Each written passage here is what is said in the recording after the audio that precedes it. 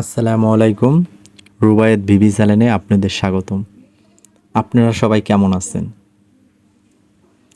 আজকে আমি আপনাদের সাথে শেয়ার করব যে আজকে আমি যাইতেছি আমার কৃষি অফিসার আছে, তার মাধ্যমে আমি একটা ট্রেনিং পাইছি, যেমন মশলা চাষের ট্রেনিং। এই মশলা চাষের ট্রেনিংটা যদি আমি দেই তাহলে আমি সামনে কিছু মশলা চাষ করতে পারবো। কেননা একটা ট্রেনিং ছাড়া কিছু চাষ করলে লাভবান হওয়া যায় না। ট্রেনিংটা খুবই জরুরি।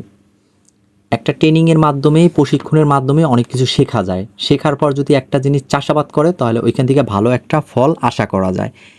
এজন্য আমি ওইখানে যাইতেছি।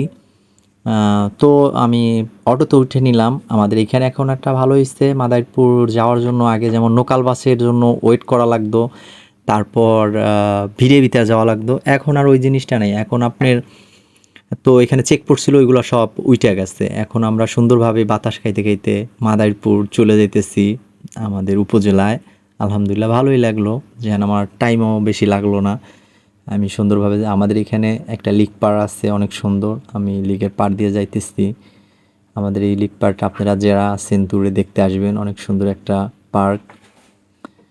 তো এর জন্য ওই ট্রেনিংটা পাই আমি খুশি হয়েছি, যেন ট্রেনিংটা দিলে আমার উপকার হইবে। আমি যেহেতু সামনে মশলা চাষ করতে চাইতেছি, যেমন ধনিয়া, আদা, রসুন, পেঁয়াজ, এগুলো চাষ করতে চাইতেছি। এগুলো চাষ করার জন্য আমার এখানে ট্রেনিংটা খুব জরুরি। আমি উপজেলায় চলে আসছি অলরেডি। এইখানে ট্রেনিং দেওয়ার জন্য স্যাররা কোথায় আমাদের জন্য জায়গা রেডি করছে, ওইখানে আমরা যে ট্রেনিং দেব। তো আমার সাথেই থাকুন, দেখতে থাকুন। আপনাদের সাথে আমি আরও শেয়ার করব যেন আমি কি কি ট্রেনিং আমার ওইখানে শিখাইতেছে তারা। বেসিক্যালি এখানে আমাকে তারা শিখাইবে যে আপনার শীত ও গ্রীষ্মকালে যে আপনার পেঁয়াজ চাষ করা যায়। এই দুইটা সময় পেঁয়াজ চাষ করলে তো আপনার ভালো হয়। শীতকালে তো বেশিরভাগই আমরা পেঁয়াজ চাষ করি, কিন্তু গ্রীষ্মকালে করি না। গ্রীষ্মকালে যদি কিছু করে বেড করে, তাহলে ওই সময় আপনার করলে কিছু ভালো হয়, অনেকটা ভালো দাম পাওয়া যায়। এখানে আমাদের এইটা শিখাইতেছে। তো আমরা আইসা পড়ছি এই পাশে আমাদের যে রুম আছে, ওই রুমটায় আমরা ঢুকতেছি। খুব সুন্দর। আর এখানে ট্রেনিং দিতে আইসা আমার একটা জিনিস ভাল লাগছে, কৃষকদের এখানে অনেক সম্মান করে। আপনার আমাদের সকালে নাস্তা দেয়, তারপর আপনার দুপুরে লাঞ্চে আমাদের বিরিয়ানি দেয়, তারপর অনেক সম্মানের সহিতই আমাদের সাথে ভালো আচরণ করে। তারপর তো খুব ভালো একটা জায়গা, মানে খুব সুন্দর একটা পরিবেশ, মানে খুব ভালো একটা রুম। আমাদের সবার রেজিস্ট্রেশন যে আপনার আছে, নাম্বারগুলো আছে, ওইগুলা কইরা ফেলাইতেছে আমাদের ভোটার আইডি কার্ড নিয়ে। আমাদের নাম, ঠিকানা, আমাদের স্বাক্ষরগুলো সবার নিয়ে নিতেছে। এগুলা নেওয়ার পর আপনার তো আমাদের ট্রেনিং শুরু হইবে। এখানে আমাদের কি মানে আপনার মশলা চাষ সম্পর্কে অনেক কিছু শিক্ষা দিবে, কেননা এগুলো শিক্ষা আমাদের খুবই জরুরি। এগুলো না শিখলে কখনো কৃষক ভালোভাবে সবজি অথবা মশলা কোনোটাই চাষ করে লাভবান হতে পারবে না।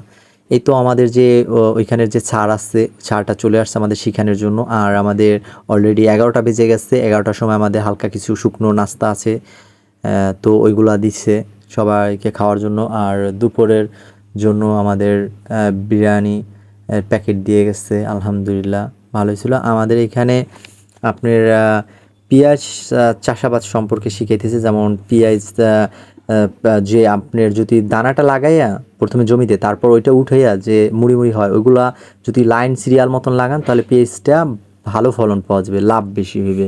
ঠিক আছে, আপনার এইভাবে লাভবান হওয়া যাবে। আর আমাদের আদা চাষটা বর্তমানে বস্তায় বেশি আপনার লাভবান হইতেছে সবাই। আদা যদি বস্তায় চাষ করি, আপনার বালু, তারপর এই জৈব সার যে বলতে কিছু সার আছে, এগুলা দেওয়ার পর যদি আমরা চাষ করি তাহলে মনে করেন আমরা অনেকটা লাভবান হতে পারবো। তারপর হলুদ চাষ করলে তো স্যার আমাকে ভালোভাবে বুঝিয়ে দিতেছে কিভাবে কি করলে ভালো হয়, কতটুকু সার প্রয়োগ করলে, কোন সময় কোন বীজটা লাগাইলে ভালো হয়।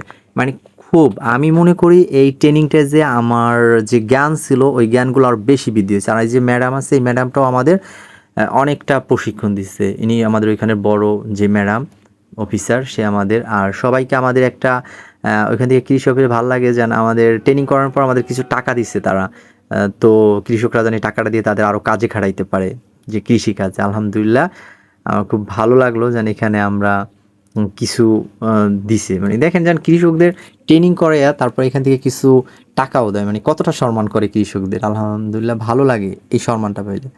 ঠিক আছে, তো আপনারা সবাই যাদের কৃষি অফিস আছে আশপাশে তারা ওইভাবে চেষ্টা করুন ট্রেনিং দেওয়ার জন্য।